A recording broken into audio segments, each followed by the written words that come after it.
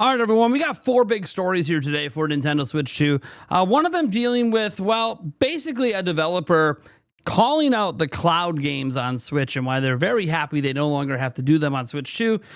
We also have an update on Nintendo, apparently, at least the Nintendo company, helping Death Stranding 2 come into existence. We'll talk about that as well. We also have an update from one of the sponsors of our channel, Dbrand, on a situation with the Killswitch. Oh, man.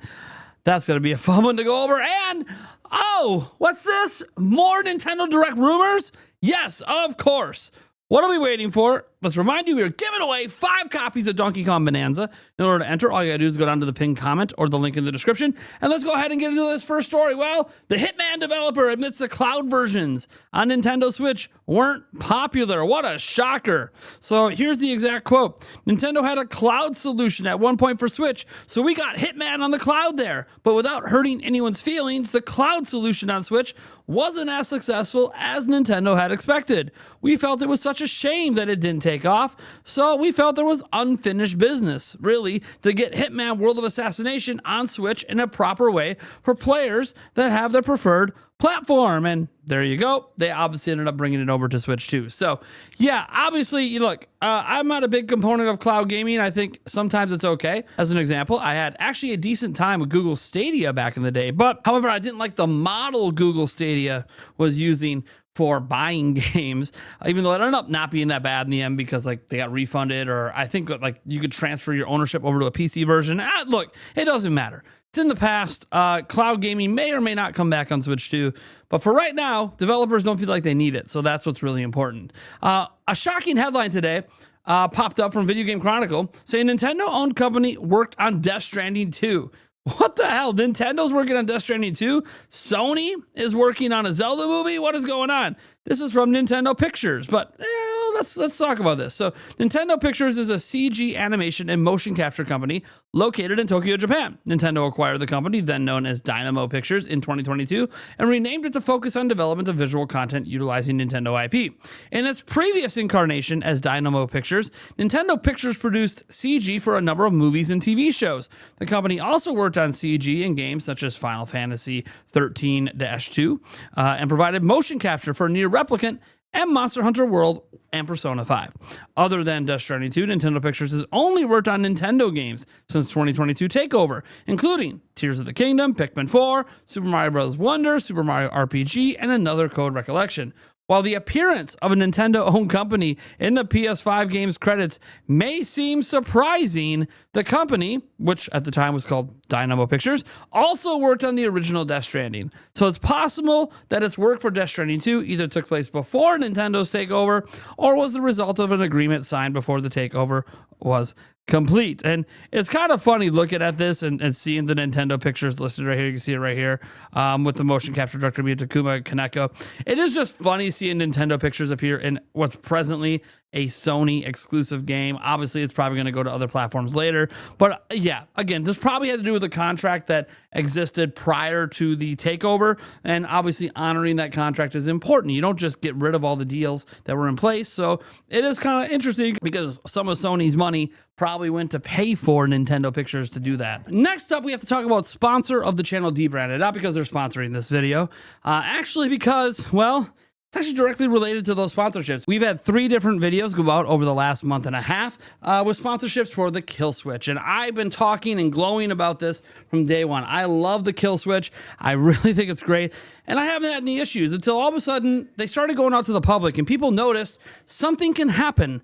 And I didn't know this something could happen because I've never held my Switch 2 by just the Joy-Con. I've never done it. Why would I ever hold it by just the Joy-Con unless I'm like this, right? Like, but that's not what happens. If you hold it flat like this and you grab just the Joy-Con, like I'm grabbing the back part, I'm nowhere near the trigger. Watch what happens.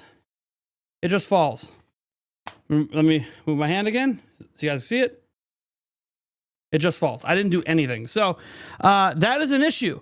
And it has led to a lot of complaints on the Dbrand Reddit. Well, Dbrand now has what I think is their final response to this. They did an initial response that explained why this happens and the tolerances and talking about welcome tour and all this other stuff.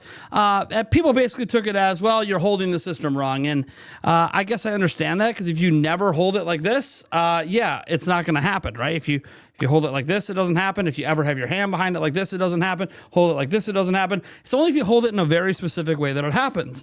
Well, Dbrand has issued a response, and I think we need to go over it, because this response is actually what customers and some of you guys out there that bought it off of my sponsorships and my recommendation are going to want to hear, even if this isn't happening. So here, what's happening to you? So Joy-Con detachment update part 2, we're fixing it. So let's go over this whole post, because again, some of you bought this due to my channel, so I think it's important we cover this. Hey Reddit, it's us again. Today we're going to try out a new communication strategy where we both say fewer words and devote less of them to blaming you. Let's see if it works. First, let's condense the last update down to the 2% of the original length.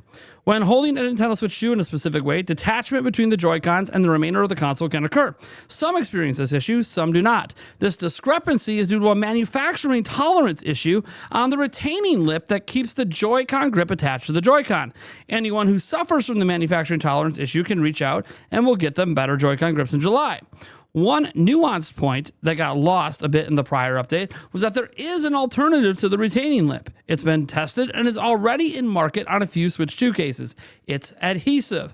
The problem with adhesive is that, given enough time or the wrong kind of stress, it will ultimately fail. This failure would turn the problem from this Joy-Con detaches from the console to this Joy-Con and the rest of the console detached from the adhesive and fall out of the case. After reading through your feedback, it's quite clear that our post was a spectacular, terrible response to the issue at hand. Some of you expressed that opinion in a perfectly reasonable way. Others have expressed it with literal death threats, which, by the way, stop it. That's never the answer, guys. All right. We're not clear on how this went from a problem we need to address to this is the worst company to ever exist, but we acknowledge that every complaint we received is underpinned by a problem that we alone are responsible for solving. As easy as it is to boil our original post down to you're holding it wrong, what we're sober to now is the point that you should be allowed to hold it however the fuck you want, without detachment occurring. We get it. Please continue dunking on us for the next 6 to 8 months for reincarnating Steve Jobs. Rather than burying a proposed solution at the end of the post, we're going to get the new solutions out of the way early. These are the true new solutions that have been developed since our last post. Before even stating the solutions, let's state the good news.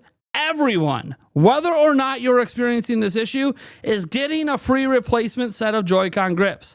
You're probably wondering why. In our last post, we stated that there was a good stock and out of tolerance stock. And if you already have the good stock, why would you need a replacement? Because we have 2 versions we're working on that are even better.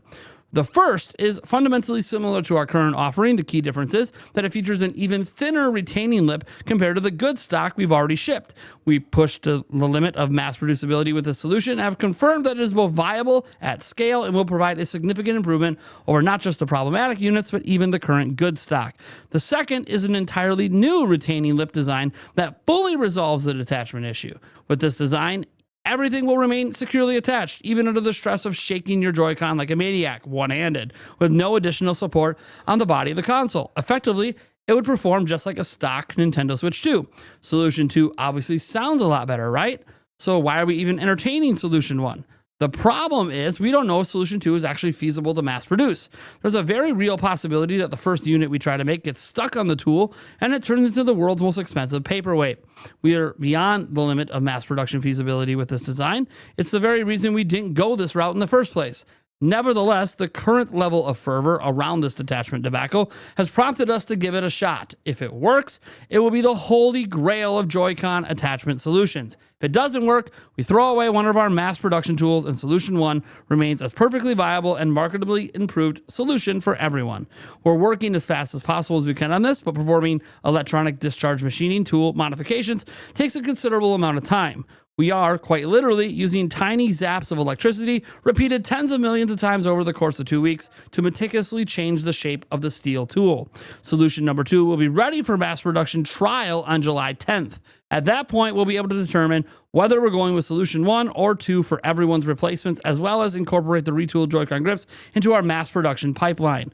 Once we've made that determination, we'll be emailing everyone whose Killswitch was already shipped or is expected to ship with existing stock to let them know they're eligible for a free replacement regardless of whether their unit was good or outside of tolerance. Ultimately, we want everyone to have the best possible version of this product, and even replacing good units with Solution 1 will be a considerable improvement for anything that's been delivered so far. One question we expect will inevitably come up: whether a particular order can be held back until Solution 1 or Solution 2 has been determined. Realistically, this is not possible to manage at scale, and it's only going to push our customer support backlog further into insurmountable state. What we are 100% committed to is getting everyone replacement Joy-Cons ASAP, regardless of whether they're severely affected, haven't experienced the issue, have emailed us a dozen times, or no clue about any of this. That's it from us. Expect the next update on July 10th. So there you go. Dbrand, maybe they fumbled the initial reaction, but the good news is they bounced back and are giving a completely awesome and viable solution.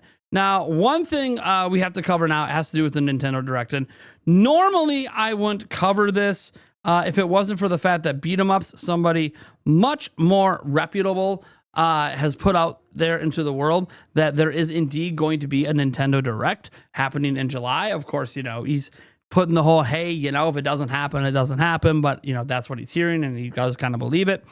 Well, another YouTuber goes by Attack the Backlog. We've had him on our podcast. He's a friend of the channel. He's a friend of one of our co-hosts on the channel in Gamebird Classic. He's friends with Andres Restart, and he's another friend of the channel. So he's someone who's friends with a lot of us behind the scenes. And he went on Andres Restart's live stream, I think last night, and super chatted in this. And it says, Attack the Backlog, $5 or £5 there. Good to see you, bro.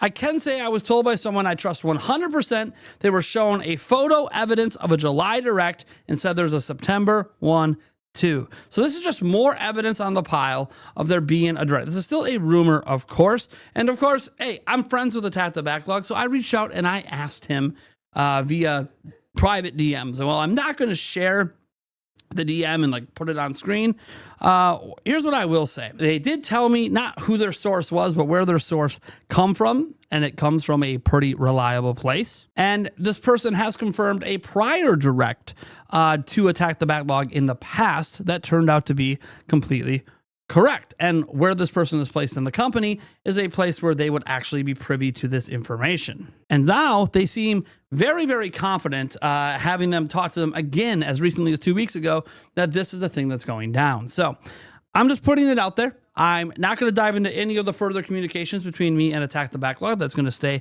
between us. But what I will say is we will be paying attention here. Obviously, September seems like an obvious thing. There's almost always one in September. But hey, this is now not just Beat 'em Ups. Now we have Attack the Backlog. We'll see if Nate the Hate and others end up getting on the July train here in the coming weeks. Now, it's important to remember when Nate the Hate talks about Directs happening, it's usually the week of the Direct. He used to talk about Directs happening a month ahead of time. He doesn't really do that anymore, and he has mentioned that after the Beat 'em Ups thing that he hasn't heard anything yet. Now, that was last week. So it's possible that maybe he's heard something now and he's not going to say anything. Nate the Hate, again, he usually chimes in the week of a Direct. So we'll have to wait and see on that. Also, there is some thought that it's going to be before Donkey Kong Bonanza. I personally think it's going to be after. Attack the Backlog nor Beat 'em Ups have made any statements about when it happens in July. So you could think it's before Bonanza. You could think it's after Bonanza. You could think the Dragon Drive news about it being $20 and coming out in August somehow nullifies the Direct. I don't think it really does, but we'll have to wait and see. That's the bottom line is Nintendo is a very mysterious company, and we all want a Nintendo Direct to happen, right? So there's some hopium in covering this stuff, but also I do think that there's some logic behind it as well, where we need a ton of dates for not just Nintendo games, but third-party games as well. Thank you so much for tuning in. I am Nathaniel Rumpel-Jantz from Nintendo Prime, and as always, we'll catch you in the next video.